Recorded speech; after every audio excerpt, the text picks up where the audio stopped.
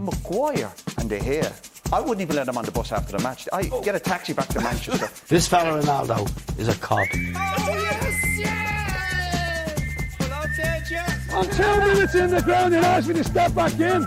Yeah. Don't annoy me. Tell your mother on you.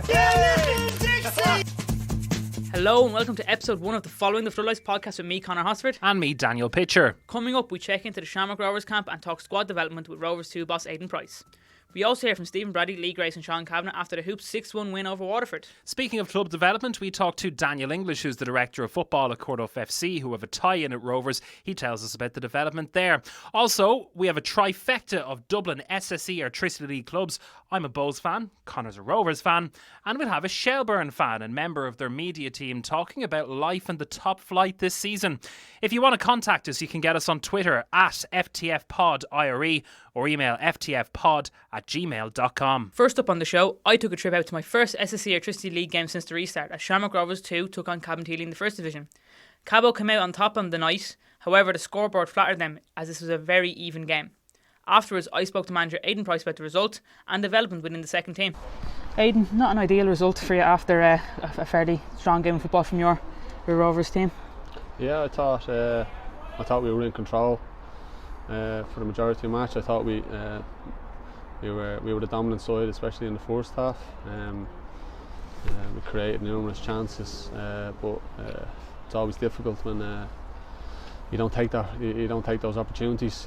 It's always the game becomes a bit cagey the longer it goes on. So it makes it a difficult game. We've had a few like this where our performances have been really good, but we haven't taken anything from the game. So, but there's lessons for the boys to learn, and that's the main focus of us. But they just need to show that they're learning on the job, I suppose. And tonight's a tough one to take because having seen the penalty incident back, it's clearly not a penalty. So that makes it difficult, and obviously that changes the game. And Cabinteely to go 1-up, and then we can see it from a set piece, which is quite disappointing. And when you say the penalty, do you reckon the penalty was the turning point in the game? Yeah, well, it changes things. Obviously, like, you know, the first goal, and in most games, especially in the First Division, we've seen that the first goal has a big factor, especially at the time of the game, where obviously we're looking to get take more of our opportunities, which we don't, and they have something then to hang on to and to dig in for. Gives them belief, gives them more hope. So and then obviously to concede the second goal kills the game right at the end, really. And obviously it's a disappointing result. When you say Rovers dominated the majority of the game, especially in the first half, it was all Rovers from start to finish. There's plenty of positives to take from the game.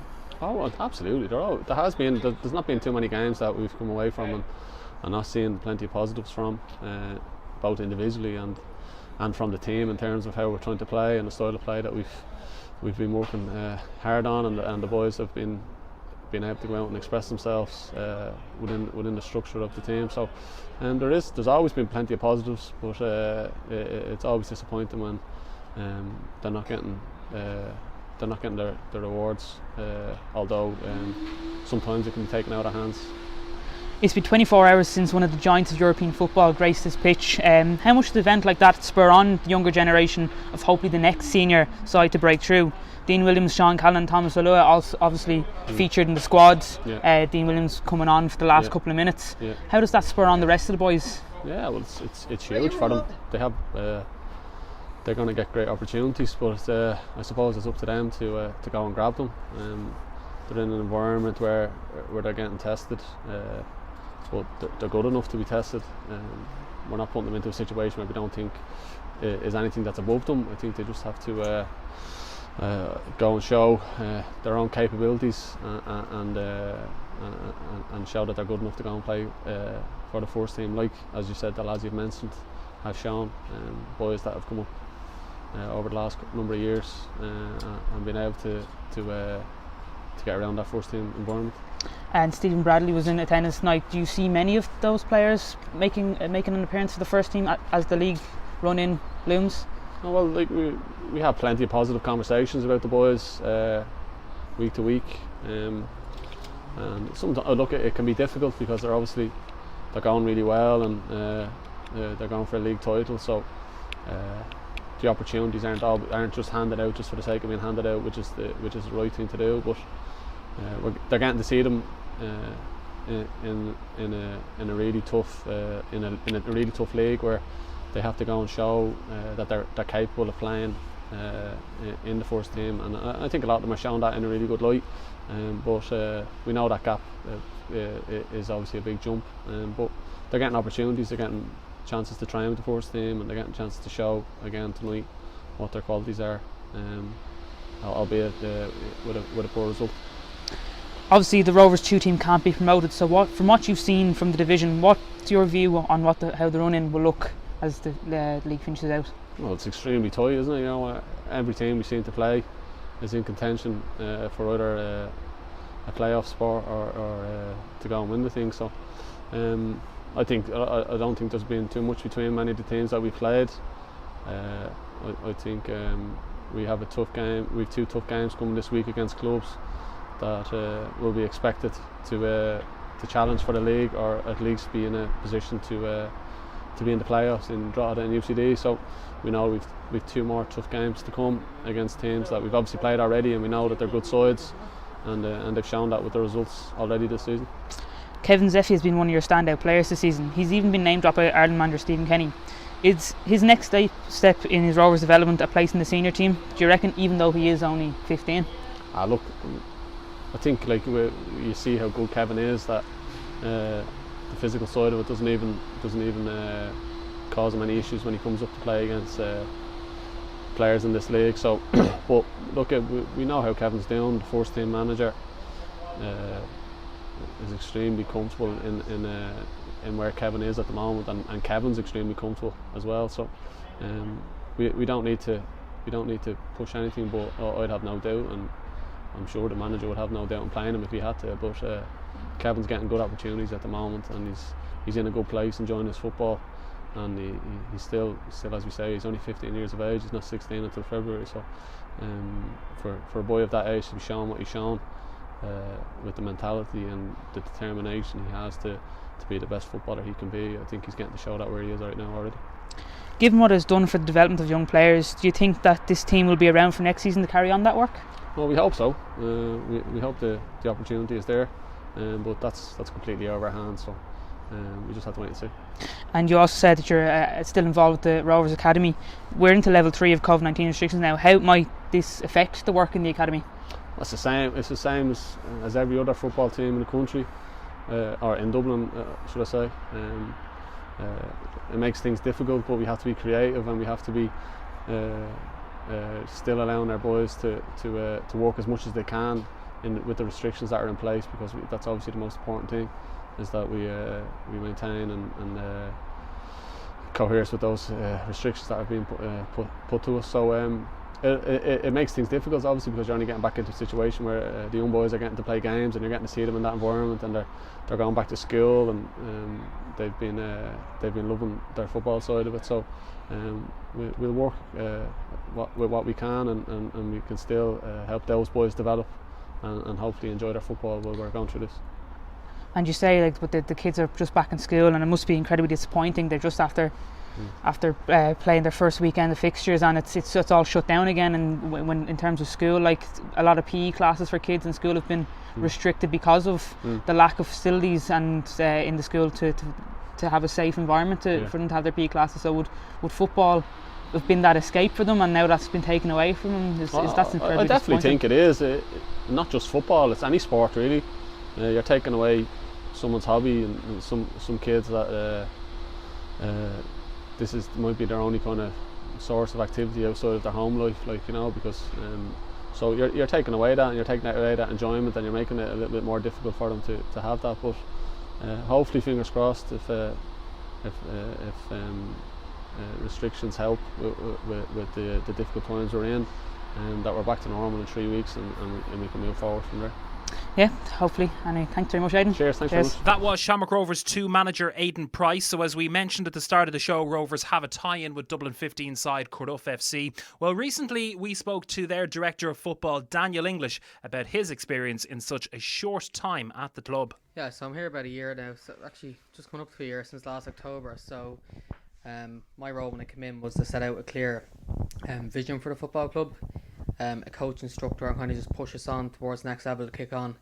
Because the football committee found that there is a lot of potential in this club, so we just came up with a plan to kick us on. And I think the most important thing was getting the small sided games right. So from the academy right up, so from the 4-year-olds to the 7-year-olds that are here every Saturday from 1 to 2 o'clock, and then when they come out and graduate from the under 8s right up. So my first job was coming in, obviously getting to know all the coaches, getting familiar with the players, and kind of seeing the standard we had. Which it was quite good when we came in. There's always stuff to improve, but the first thing I done was set about doing the coaching structure. So we just set out standards for coaches, what we expected them, a pathway for coaches for coach education as well, and we also put a coaching structure in place so that our training sessions were structured, so that when you come in, it's not kind of just you do your 2 laps and then you go straight into a match. That there was actually a reason behind our training sessions. So be it you start with your warm-up, obviously your rondos, your 2v2s, and then you finish with a game, and just stuff like just structure behind the training sessions that the kids are actually learning and taking stuff out of that. And we just came up with a pathway as well for the coaches. We were doing coach education nights over in our partner club Shamrock Rovers. We were also doing them in-house, and just trying to push the club on to the next level. So. And you talk about the potential of the club. Like, we're sitting here now in the club office, and surrounding us is shelves and shelves of trophies and Ireland jerseys framed by players that have come through the club. So talk to me about that, like the potential when, like, coming from the trophies that they've won so far and players that have moved on. Now there's one Yassine Nyea who's gone on to Nottingham Forest. How do you build on that to push on with the next batch of kids coming through? I think it's very important that the kids realise that they can actually get across the water. So when they see Yassine over at Nottingham Forest, and then when you actually seen a Corduff player coming on in Stamford Bridge in the FA Cup against Chelsea, the kids in here would have seen that, this is actually possible for me, that the kids growing up in Corduff, because you can see he comes back whenever he's back and he's in the club. His younger brother is on our under-12s team as well, so people can actually see that it's possible. But he obviously got there with extremely hard work, extremely good coaching as well. So it's important that when the players turn up, that they have the passion to do what he done. They try to follow in his footsteps, but where that starts is for them is on the training pitch, and that when they come out from the academy at under 8s, that we have a proper structure in place to give them all the tools to go on and play at a high level. That's the first thing I came in. When I came in, I just wanted all the kids to actually get an opportunity to play League of Ireland or go across the water. I think that should be their goal when they're playing. Now we do know, obviously, our football for all teams and the community teams, they want to come up and just play their football, but there is kids that will set out a goal that they want to go on and play at the top level. But obviously, looking at Yassine, it is possible to be done, but it's extremely hard work that has to go into doing that. And then did you take that into consideration when you came on board, like with the plan? You say your football for all plan, your elite coaching and playing pathway that you've set out for the club. Does that doesn't obviously restrict players just to, okay, right, you're all going over the water. Some might just want to play for fun, as you said, in football for all. But does it give the opportunity for kids who might start off with football for all to break into those elite sides that you say? Yeah, so what we're doing at the moment here is we have obviously our coaching structure we rolled out last year. Obviously over the last couple of months has got us thinking with the lockdown. That was actually very beneficial, stuff I wouldn't have even thought of doing before. That it was actually when you sit down with kind of a pen and paper and you're kind of thinking of ideas to go to the next level. So I came up with the idea of an elite player pathway, because we obviously know some kids want to come up and just play their game of football with their mates, go home on a Saturday. You have kids that want to come up and the first thing they want to do is I want to play for Manchester United or Chelsea, wherever it is, and you have to have an elite side of the football club and also a side that caters for all. I think that is as well with the coaches, that you have some coaches that come up and they just want to coach their team and kind of don't really want to push on to the next level or coaching badges or anything. And then you do have coaches that come in and they'll say, right, when I'm starting my coaching badges, I'm going to start with the FAI courses and go on, do the UEFA ones. And some coaches will have goals to go across the border or work in the League of Ireland. And the idea with the elite player pathway is that you're catering for the coaches as well. So when we roll this out, there will be our standards for coaches, players, parents, everything, and that the coaches are sticking to a structure that's going to improve the players. That we're working on it now, so throughout the whole season that there'll be, for example, 10 different boxes that we're going to tick for all the players to further their development, and also for the coaches as well. And then the football for all teams will still be doing training sessions with them, but have them as structured, but maybe not as serious as the elite teams, because some might not want to be push on to that level or feel like they're under any pressure. But the elite players we do demand more out of, and they know the benefit of that, and they can see it when they're going out with the managers on a Saturday. And the coaches, we've put more of a demand on them as well, but it's obviously because we want the best coaches in with our teams working. And now currently I'm on the A licence at the moment. And I suppose then one of the things that the club has been enjoying over the last while is a link and an active community partnership with Shamrock Rovers. How has that benefited the club since its establishment, and sort of what's the work been done there? So I think that partnership was put in place obviously over the last couple of years when obviously the Airtricity underage leagues came in. So a lot of the League of Ireland clubs obviously partnered with schoolboy clubs. I think for us now it's very beneficial. It's a lot of two-way traffic as well, as opposed to one way. It's Shamrock Rovers are very good to us as well. So be it there's always season tickets for our kids and stuff, and we kind of work together closely with Tony and Lily over there and the director Shane Robinson. So they come over quite a bit and do in-house coach education or sessions with a lot of our teams.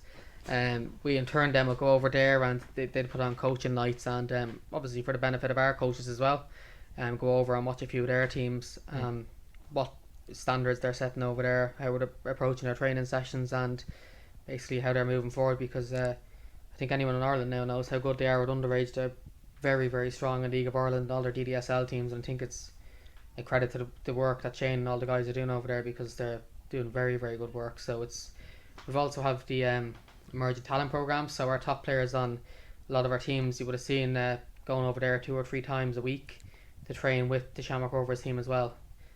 So there's kids as young as under 9s now. There's 3 lads that went out last week, and you'll see under 10s going over 11s, 12s, 13s, and we've started then obviously after the break when we were allowed to play games again. Then we were playing games once a week over in the sports centre in Abbottstown against the Rovers team, just to get the legs going obviously for the lads, and we're just pre-season games. It was a good test anyway.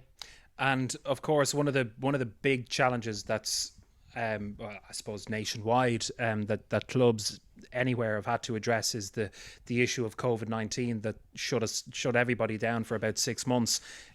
What was that process like in terms of trying to get this club back to a position where they could return and safely for the kids and everybody, coaches involved? I think actually coming back was probably the easiest part. I think trying to keep all the underage teams occupied during lockdown, and you're being conscious about all the good work that was done before. I think the toughest part was actually trying to think on your feet about what to do, obviously essentially in the off season when they're not even able to go out and kick a ball with their mates. So what we done here in the club was we just came out, we done a weekly skills challenge with them, weekly fitness challenges, so from under 8s up, that the under 8s, under 10s might have to do 25k a week, be it walking, cycling or running. The parents would then send the results, the map my runs or map my rides into the WhatsApp groups, and we can see what progress the kids are going. We also had that from under 11s and up, that the players would do 50k a week. Now of course you had some players sending back saying they're doing 100 or 120, and they got really competitive, which is brilliant to see obviously. But we just done a team of the week, so if it was the under 13s winning week or the under 12s, whoever clocked up the most KMs was obviously team of the week. We done a weekly skills challenge, so if it was, I'd put up a video on Sundays if it was me kicking a ball into a bin or hitting a bottle off, then we'd send the videos out to the players. They go off, do it, send their videos in, and we'll upload them online just so they can see as well, and award the best one. And it was tough obviously, because there's only so much fitness work you can do. You're more conscious that the kids aren't actually getting time on the ball. And that was Daniel English there. But Conor, to revert back to your interview with Aidan Price earlier, obviously there was a lot of press about the Rovers 2 side. The entire First Division were completely against it because they feared it would just be constant rotations between the first team and the second team, but it didn't really work out that way. No, now there's obviously a lot's changed since the previously named Rovers B side that were in the First Division a couple of years ago. This Rovers 2 side now. It's not really a second team as such. It's a preparation team for a lot of the academy boys to make the step up into senior football. Like the players, the ages of players on that team go as low as 15 years of age. Like, so just imagine that a 15-year-old playing in a senior league now. That's like, it's for your development. You're throwing them in a deep end. But from what I've seen, like, they're a fantastic team. They're well able to stand up when they want to be counted. Like, they really put it up to Cabinteely. Like, it was end to end stuff. A lot, like, majority of the first half was mostly Rovers play. Now Cabinteely got lucky in the end with a controversial penalty call, and then that kind of changed the game towards the end, and they pulled away with a second goal then at the end of the game. But other than that, it was a very competitive game, end to end stuff. Like, it was a strong outfit, like both from Cabinteely and from Rovers too. And I suppose they're really reaping the benefits of, you know, the way in which their development system moves in Shamrock Rovers. There's constant competition for places. There's constant moving up. There's no, oh, well, I've reached this age, I have to go off now and find another club and play there, and I might not settle there. It's just you're constantly moving, and as you know, the case is for so many kids around the country, you know, if you're not good enough, you're cut. But those that are good enough stay there, and they stay there all the way up. Yeah, like, you don't really see many kids moving on at such a young age. Like, for example, Gavin Vizunu is your most recent one now. He was playing for the first team when he got his move over to Man City, but he was offered that a lot earlier, and he opted to stay at Rovers, finish his leaving cert, and then go over. Now, I think the way the deal was done, it was in the end, he actually sat his leaving cert over in Manchester. Now, I don't know the actual technicalities about it, but that's what I heard. But like, you have kids that are trying to make the Rovers first team rather than just look for an easy way out over to England. Like, that's just a testament of the work in the academy. Like, you know, it's massive.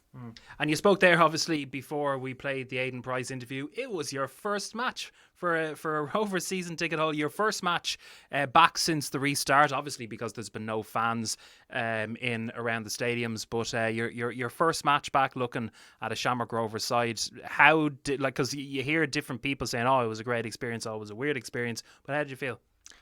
Weird, yeah, very weird, very, very strange. Now, like, yeah, as you say, my first match back, we tried to get this podcast off the ground before lockdown, and then obviously that went stale it didn't go stale, it just took the back burner in during lockdown. And then obviously no fans allowed in, and then with restrictions, limited amount of press, so you were only allowed your TV crews in for the stream. Like, very little media actually got in. Now that restrictions kind of eased a little bit, not so much in Dublin, but they kind of eased a little bit.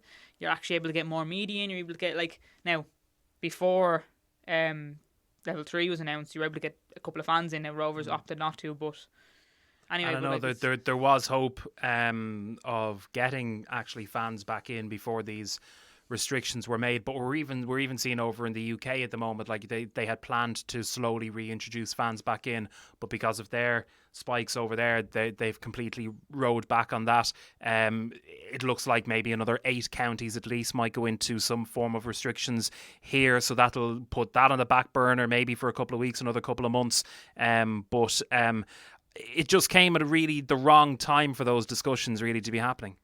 Yeah, pretty much, yeah, because I remember I was out actually in talking to Stephen Bradley and Jack Byrne and Graham Burke about the AC Milan game, and the announcement came that morning as I was on my way out. So I asked them, so what do you think now about the potential of having 200 fans in? And then, yeah, they were all for it, but obviously the season ticket holders, 3,000 of us, so it's tough to call. But that was on the Tuesday. Wednesday was grand. Wednesday there was a bit of talk on, word going round. Thursday a bit more, word going round. The match happened Thursday night, and then on Friday, everything kind of shut down. I was told, no, look, Dublin, you're into level 3 now. That's it. Not only did you get your wish to go out to Tala and have a look at your first game back, that was in the first division against Cabo. You also got your wish to go out to Tala Stadium again and have a look at the first team, who were in action against Waterford. In the Premier Division, an absolute trouncing, it has to be said, on the night. But you're kind of looking maybe in the first 15-20 minutes at kind of Waterford looking to press at Rovers, and then Rovers just got really 3 quick goals right before half time in order to take the wind right out of their sails. Yeah, well, look, first thing I'll say is Waterford should know AC Milan, but you know yourself, like we were at the game, we were sitting there, we were watching it. Rovers started slow. Graham Burke missed a sitter early on, and I kind of said to myself, "Oh no, we're in for it now tonight." Because Waterford did have 1 or 2 chances. Oh, they had a few. They were sitting back. They were kind of sitting back, letting Rovers attack, push, and then lost the ball. And if they lost the ball in the box, they were straight back on the counter. Mikey O'Connor was hovering around the halfway line, just waiting for that break. So and only for their inability to defend corners. Yeah, only for their inability to defend corners. Now, 2 quick corners came just before half time. 2 goals from Lee Grace and was it Pico Lopez? Yeah, Pico Lopez got one as well. But that was they scored a goal early on before that anyway. But other than that, they would have been going into half time 1-0 up, and it would have been a totally different game. And if you want to see any of those goals, you can of course go onto our YouTube page, Following the Floodlights podcast. It's a mouthful. Following the Floodlights podcast on YouTube is where you'll get us there. And Conor did a highlights package and also got reaction as well from Rovers boss Stephen Bradley, from Lee Grace, and also from Sean Kavanagh. Stephen, only a couple of days after a big crunch tie against AC Milan on this pitch, into a league fixture, is there any difference in preparation in the last few days? No, none at all. We always prepare for each game the same. We don't change much. We look at the opposition, strengths and weakness, and how we can hurt them. And like I said, it doesn't matter if it's Milan, Waterford, Dundalk on Sunday. We always prepare the same way.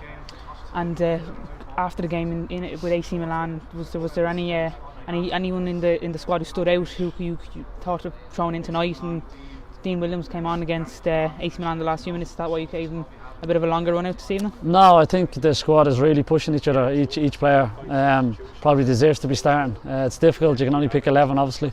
So it was time to get minutes into players' legs tonight when the game was done. So that was the thinking. But regarding Dean has come on a lot of games. He started some really important games. So no, Dean is a player we really rate here.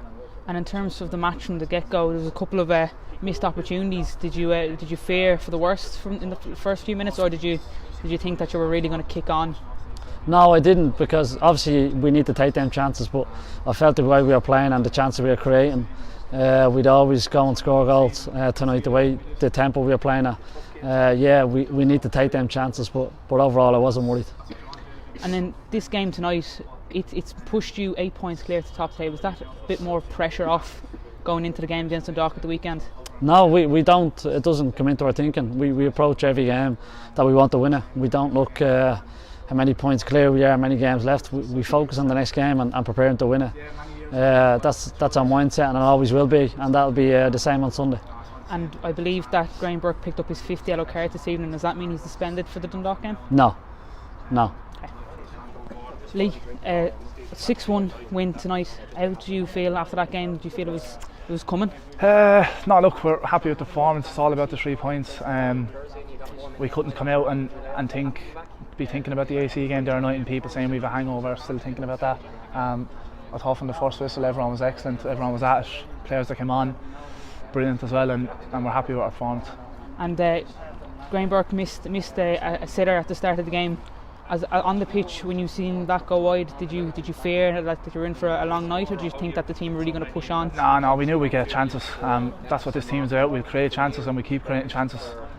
Graham didn't take that one, but you see in the second half he made up for it and tucked one away. So that's what we have in the team. We have quality. We'll always create chances, and it's just whether or not we take them. And tonight we took our chances, and we were happy with the performance. And this game now, this win tonight, pushes you 8 points clear to top of the table. In the Rovers camp, does that ease any pressure off the players, or do you just take one game at a time?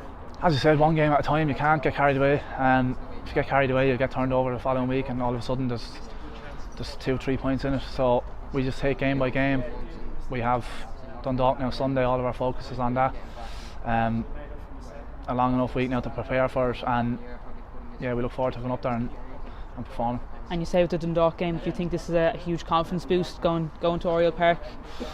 Yeah, look, we're on a nice run now in the league, still unbeaten, so we're happy the way we're going. but we can't get complacent. If you get complacent, you'll get beaten. So we go up there with the mentality we want to win, and yeah, we'll see what happens. Sean, fantastic win tonight. How did you feel after that game? Yeah, delighted. Obviously, big 3 points. Score 6 goals. Maybe a little bit disappointed they conceded the goal, but obviously I was watching from the stand in the first half, and I thought the lads were brilliant. They made 2 or 3 chances in the first 5 minutes, and then maybe I think it mightn't be your night, but the lads are just unbelievable. Like, they keep going right until every minute. Like you see in the first half, get the 3 goals just before half time, and from them you're just looking to close out the game.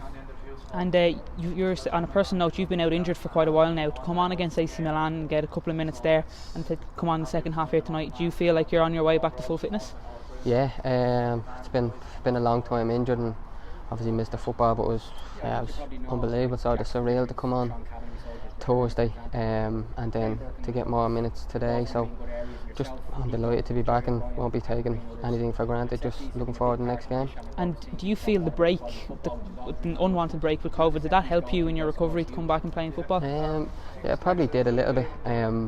Like in a normal season without COVID, I probably would have missed 25 to 30 league games. So I think I've missed 11 today. I was at 12. So yeah, it's probably helped me rehab wise to get right and come back as physically as good as I can. So I suppose it's very important now, because with the shortened league season you've only just started, and then it started back and it's straight into running again. Yeah, look, you start back and you know the season's shortened, so you can't take your foot off the gas in any game. Every game is crucial. Look, we have 6 games left now after this, and that's no different. Every game is crucial, starting from Sunday. And we talk about the run-in. This game here now tonight has put you 8 points clear about the top of the table. Does that ease any pressure in the Rovers camp? No, not really. I don't think. Like I said, the lads in there, like you have leaders in there, they won't let you away with anything. Whether it's a Monday morning, Tuesday morning training, you won't get away with anything. Nobody can step a foot out of line. Everybody will be on each other. So it was important tonight to keep the 8 points clear. And do you reckon tonight was a massive confidence boost, not only for Dean Williams, who scored his very first senior goal for the club, but for a whole squad point of view, going into a massive game against Dundalk on Sunday? Yeah, I think it was. Obviously, I think Thursday was our first loss in a long time. So look, brush that off tonight. Tonight we went again and put in a good performance, and like you said, delighted for Dino. He's a great player, and you get him in them early, he's going to score. He's an assassin in front of the goal. So there you go, reaction from the 6-1 win over Waterford at Tallaght Stadium last time out. Now they are obviously, as you mentioned in the interviews, Conor, 8 points clear of second place Bohemians in the table. Obviously Bohs would have been looking for a little bit of a favour. Now they've not got it easy themselves either this week, Bohs. They've got a home match against Derry City on Friday night at 7:45 at Dalymount Park. Certainly going to be no easy feat, but it had Waterford managed to pull off a bit of a shock, a win there would have brought it back to 2, which is mad how it could have gone one way, but it's completely gone the other. Yeah, like I say, Bohs fans are probably hoping for that Rovers would have had a bit of a hangover after the AC Milan game. But look, we don't have it easy at all either. Like, we've got Dundalk coming up on Sunday at 7:30. That game being shown live on RTE2. Now Dundalk are coming straight out of a European game on Thursday night, so they'll have that extra bit of match fitness, I suppose. That it could go to either way. Yeah. You know what I mean? They could be tired after that game, or it could. Well, there's other games as well. St. Patrick's Athletic will be at home to Shelburne. That one on Saturday at 7:30 at Richmond Park. Also, Waterford hoping to bounce back from that thrashing there at home against Sligo Rovers on Saturday at 5 o'clock. On Sunday, before the Dundalk Shamrock Rovers game, Finn Harps host Cork City up in Ballybuffet. That one will get underway at 5 o'clock. Waterford back then in Airtricity League action away to Derry. That's next Friday. That'll be getting underway then at 7:45. So they're the fixtures for this week. A couple of tough ones. I know St. Pat's and Shelburne will be kind of hoping to boost their chances of European football. Yeah, 2 clubs that took points off Shamrock Rovers one week after the other. So they are tough sides to play against. That's a big big Dublin derby for you there now. It's actually surprised. Seventh against eighth, really. But Yeah. they can still. They're still mathematically possible to jump up the table. I mean, like there's not that much between the sides in terms of points difference. 4 points between them and third place. You know, so there's a huge swing for those European places. I know Bows will probably want to. Well, obviously will want to win against Derry City on Friday to kind of consolidate that difference between themselves and Dundalk in the table. But they also want to cement European football yeah, for next of course. year. You know, Yeah. obviously this year with COVID, they didn't get the fans over to the European. Like they didn't get a European fixture in Dalymount either, and like they'd be looking for that now. Next year, hopefully being able to get fans back in, because it's been a long time since Bows have been in Europe, you know. Well, speaking of fans, we spoke to one fan this week who just happens to be a member of the Shelburne media team, and I was always interested since the beginning of the season to see how far Shels would go this year, since being promoted from the First Division last year and getting to a quarter-final in the FAI Cup, to be knocked out by Bohemians eventually. But it's sort of been a bit of a rocky kind of road for them. They haven't won in their last 5 games. They've drawn 4 and lost 1. But interestingly, so they're 7th going into their match against St Patrick's Athletic. And the man on their media team I spoke to was Aidan Fahy about life back in the top flight. Okay, so Aidan Fahy, member of the Shelburne media team, you're very welcome to the podcast, the Following the Floodlights podcast. You're our very first guest. Are you honoured? Yeah, it's good to be here. That took way too long. Help out where I can. I'm new to this. New to this. You're part of the Shelburne media team. So listen, thanks for coming on and talking to us. Basically, what we wanted to talk about, obviously, you know, everybody's been through the issues of lockdown and stuff like that. I hope my daily mount isn't fading too much away in the background. So obviously everybody's been put down by lockdown over the last while. Thankfully, we've been able to start back up the league again. It seems like a one-horse race at the top of the table at the moment, after the Waterford game the other night. But from your perspective, Adam, you know, being a Shelburne fan, I've known you a long time. I've sadly known which club you support for a very long time. So tell us, what's it like being back up in the top flight again after so long? Oh, it's unbelievable. Just to be like, 'cause I didn't think I'd ever see us back up again, if I'm being honest, with the way the club was 3-4 years ago. It was absolute state. There was no relationship between the fans and the club per se. You know, a lot of the fans were protesting, they were lighting banners on fire in Talca Park. It was a disaster. And then whatever happened, the new owners came in, Ian Morris came in, new players came in, started playing actual decent football, and it just brought the crowds back. And there's just there's like a feel of togetherness now in Talca Park again, which hasn't been felt for a very long time. So especially with it being back in the Premier Division, it's just unbelievable. And it looks very much like I think, what is there now? What is it? 6 games left in the Premier Division. Yeah. It's which? 6 games remaining. We only need to win 4. Shut up, you! I might mute your microphone. No, I'm joking. So there's 6 games left to play, and you know, it looks like you're going to have another stay in the Premier Division for another season at least. Well, that's what we hope anyway. No, I think the lads have enough to get past the line. I think we're 4 points above Finn Harps and Cork, so the 2 draws against them though at Talca Park wouldn't help. But we play St Pat's this coming Saturday, so another 3 points against them lot, and we should be happy sailing from there. Absolutely. And talk to me, maybe you talk about the new owners coming in and the new manager, and we talk about Ian Morris, because since he left Bows to join Shelburne, he's had an immediate impact really in the club, hasn't he? Whatever he's brought to the club, it's just been all positive. The players, compared to teams in the past in the First Division, these players actually look like they want to play for the club, play for the manager, play for the badge, and just it's great to see. Like it's it's refreshing. Yeah, I love the badge tab, and of course Celtic. St. Patrick's League. Your man in the grey and white shirt. So, like, I mean, I suppose signs of that really came last year, didn't it? That it was an unsuccessful semi-final from your point of view, very successful from mine. Obviously, the FAI Cup semi-final last year, but it just shows that the impact that he did have, that he was able to get to an FAI Cup semi-final and then promotion in the same season. Have we lost Adam? No, he's there. I'm here. It's been a good ride. It's been a good ride, and hopefully it's just the start.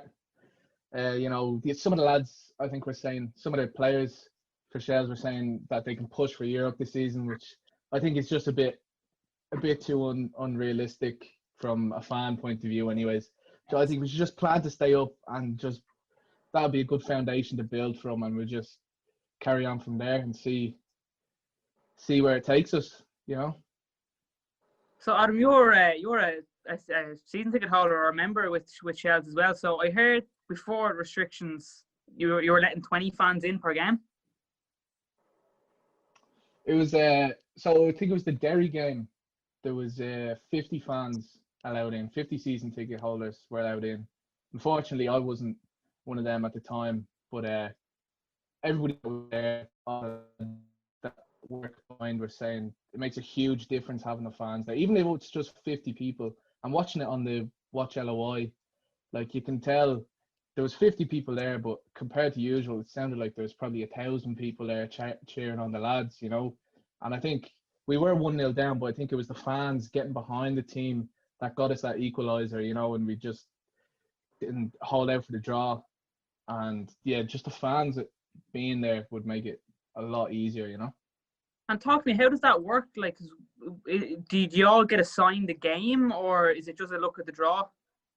Yeah, so what it was all the names for the season ticket holders, they'd all go into a raffle. You'd enter your name into a raffle, and then they'd be randomly selected for the game. And they'd only get one game per season, just to make it fair on all the other season ticket holders, Okay, yeah, because I was talking to Stephen Bradley there before the AC Milan game, when the announcement was made about allowing 200 fans into larger venues, and he was saying they don't know how Rovers are going to do it, because Rovers have well over 3,000 season ticket holders between members and season ticket holders. It's just not going to be possible. So what's the numbers like in comparison to Shels?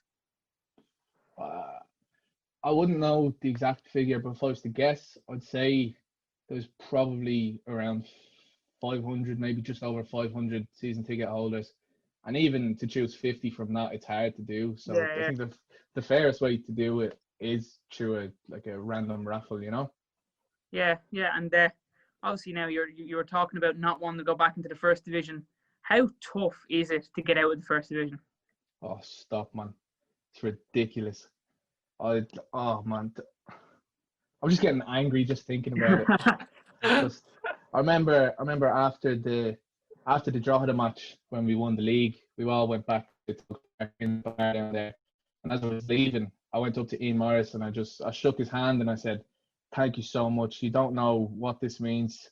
I thought we were never ever getting out of that division." Like, it's just, I'm trying to not curse here, but it's because you never know where you're gonna win, lose, draw. It's a lot more unpredictable than the Premier Division, because you have your major teams like your Rovers, your Dundalk, while in the first division it's just mayhem, kind of, like, teams take points off everybody left, right and centre, Yeah, and I'm sure you wouldn't want to be in that division this year, given that it is so tight at the top there.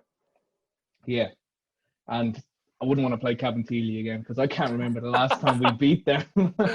Yeah, like even I was at the Rovers 2 game against Cabinteely there last Friday, and like it was a fair game between Rovers 2 and between Cab. It was like end to end stuff. Like I was writing notes of different points of what's happened each game. By the first half, I'd gone through 2 A4 pages, and then obviously Cabo pulled away in the end. Is that just like experience that you think would pull away in a game like that?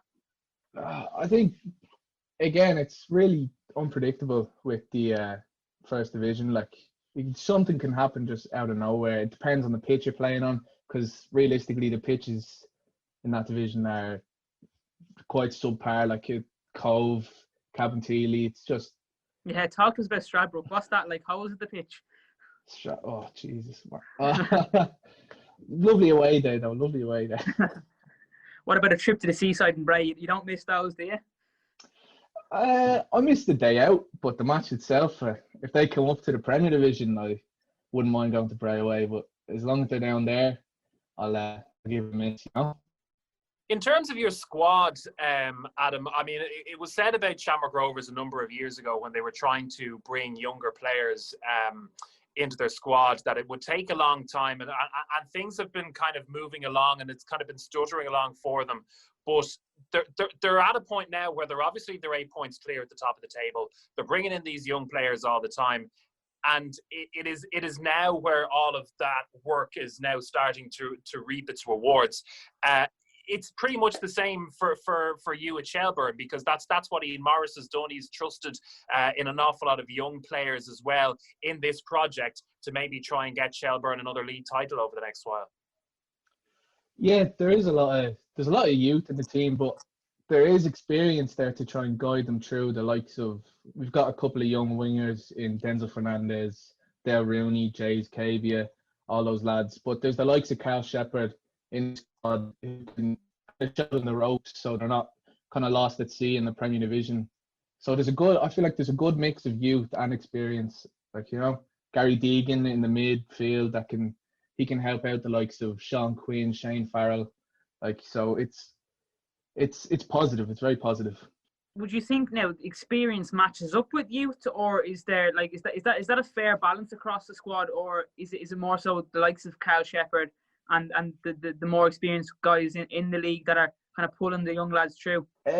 I'd say it is a good balance. It is. There's probably a bit more on the youthful side if you look at it, but we have good experienced players in nearly every position that can show the younger lads the ropes, show them how to play in the division, how to clutch up, how to sit in if you're holding on to a lead.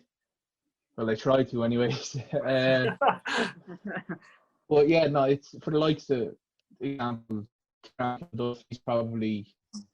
he's in his early 30s, but I'd still consider him one of the best finishers in the league. And he has Aaron Dobbs there on the bench. He's about 19, 20 years old.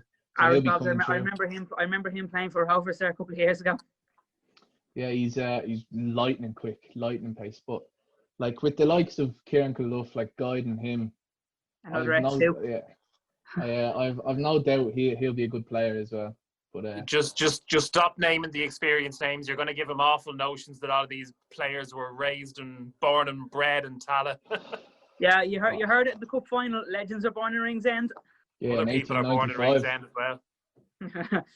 It is an incredible feat, given that kind of where Shelburne have come from. Like I was only thinking back the other day about when Shelburne were in the FAI Cup final. I think was it against was it against Shamrock or Sligo Rovers? Was it Shamrock Rovers? No, it was Sligo Rovers. Sligo Rovers, yeah. In the Aviva Stadium, and that was Robbed, everybody was saying was this whole rebirth. Philly Hughes banging in the goals left, right, and centre, and all of this, and then it just went very quickly downhill. But you seem to be in this kind of upwards trajectory, to say the very least, which with everything that's kind of gone on in the background. Yeah, I think it's we're more organised this time round. I think last time round there was a bit of a panic. Like we can try and do as well as we can, as quick as we can, climb up or whatever.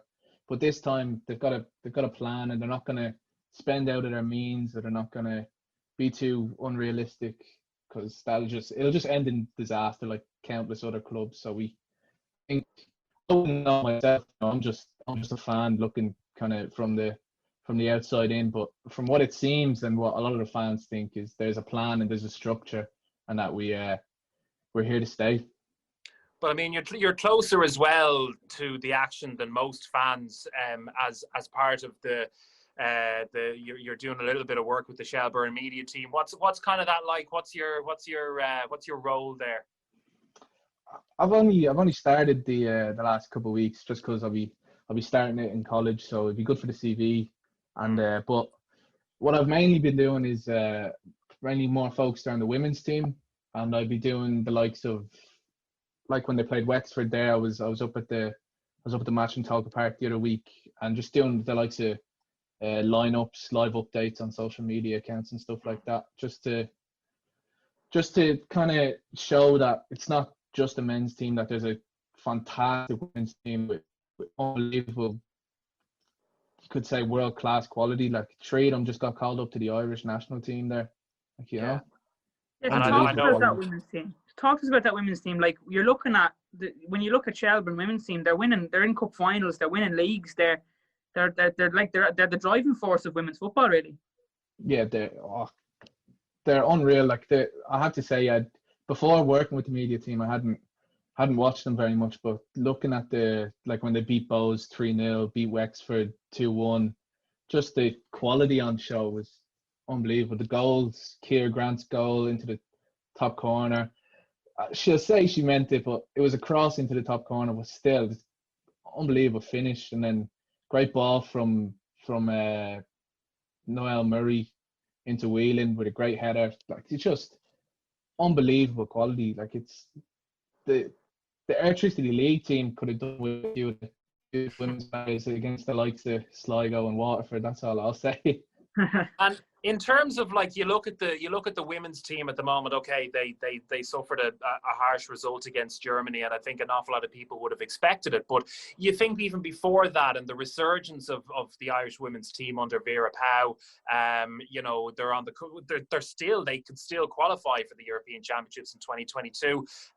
Do you think from looking at the women's team in Shelburne and from looking at the Women's National League that this whole sort of resurgence has kind of made that a little bit stronger, more interest? Yeah, I think the last couple of years there's been a lot more promotion around the women's league. Like, because if you look years gone by, most people wouldn't think there's a men's league in Ireland, let alone a women's league. Like, you know, but there's been great promotion put into it, and the quality's there. They didn't go down without a fight against Germany. Like, you know, like the quality is there. Absolutely, and let's hope that continues, because, like, I mean, you remember back years ago, like I remember, you know, Peamount in the Champions League, which is never something I thought I'd ever say the words Peamount and Champions League in the same sentence, but you know, that's obviously going to be the push now for Shelburne as well, to try and get into the Women's Champions League too. That's a dream of any club, any team you want, men or women's team. Everybody wants to play in the biggest competitions, you know.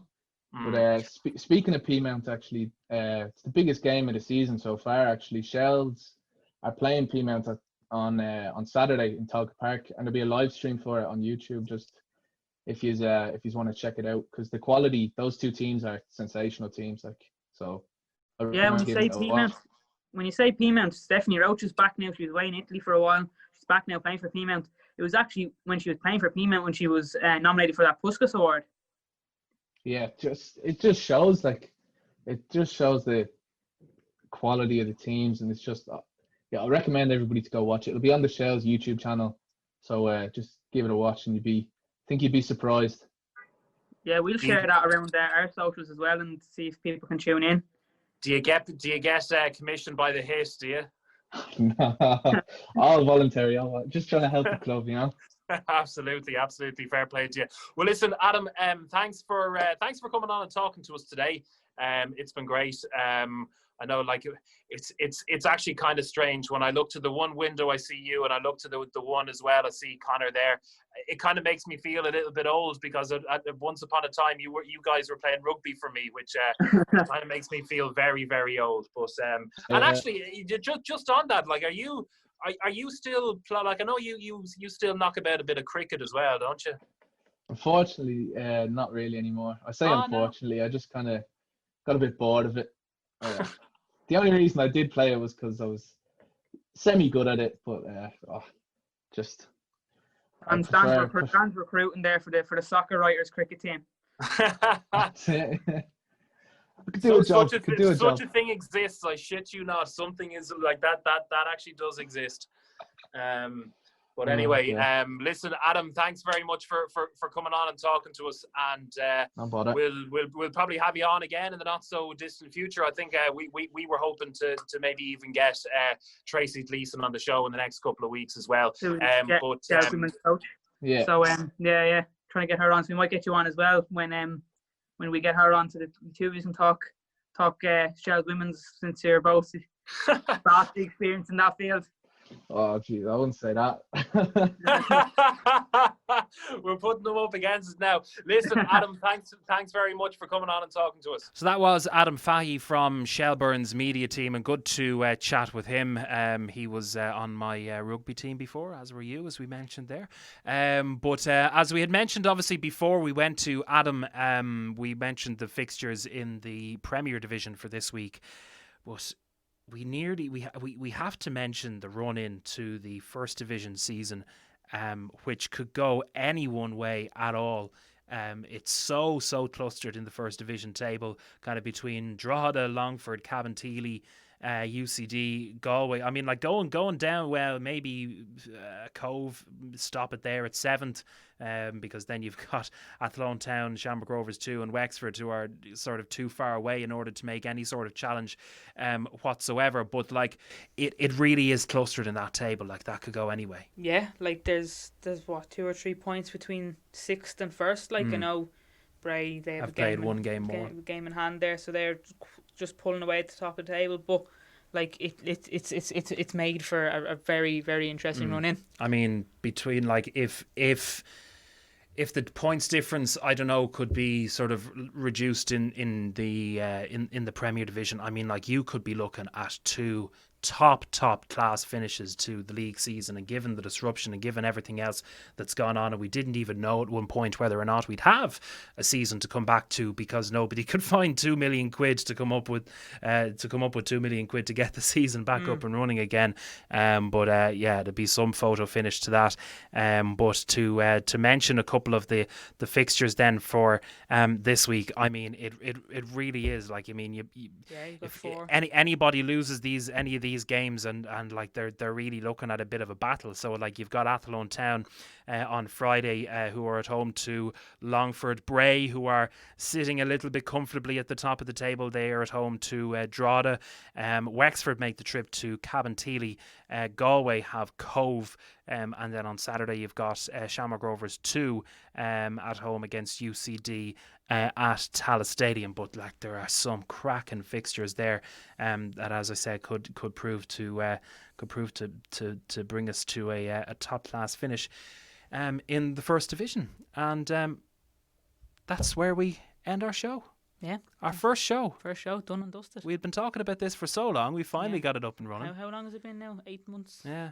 I mean, did you ever think that you'd be able to get a Bows fan and a Shamrock Rovers fan in one room talking about football without a fight breaking out? Don't talk to me. There's a big screen here. There's a bulletproof screen here between the two of us. It's all friendly. It's all friendly. And as well, we had Adam from Shelbourne. I mean, so there you go. We had a trifecta of Dublin Derby rivalries talking on our first programme. I'm surprised like the room didn't burst into flames at one point. It was flares. Yeah. We don't condone that kind of stuff. We absolutely don't. It's on a legal basis, we have to say that. Well, no, on any sort of basis. Look, we're all friends. But that brings us up towards the end of the programme. Thank you very much indeed for tuning in and for downloading. Don't forget, you can get us on our YouTube channel at Following the Floodlights podcast, and we've got loads of videos and reactions from Aidan Price and Conor's package video he did from the Waterford game, and also if you want to see back that chat that we had with Adam from Shelbourne, you can get onto there, and we'll have so much more. We got tons planned coming coming up over the next couple of weeks. You can get us on Twitter at FTFpod, I-or-E is where you'll get us there. Or if you want to give us an email, you can pop it off to ftfpod@gmail.com. So plenty of ways to get in contact, and we'll have plenty of ways to listen as well coming up very, very shortly with Spotify and with Amazon Music and so on and so forth. So do stay tuned. That is it for this show. I'm Daniel Pitcher. And I'm Conor Hoss.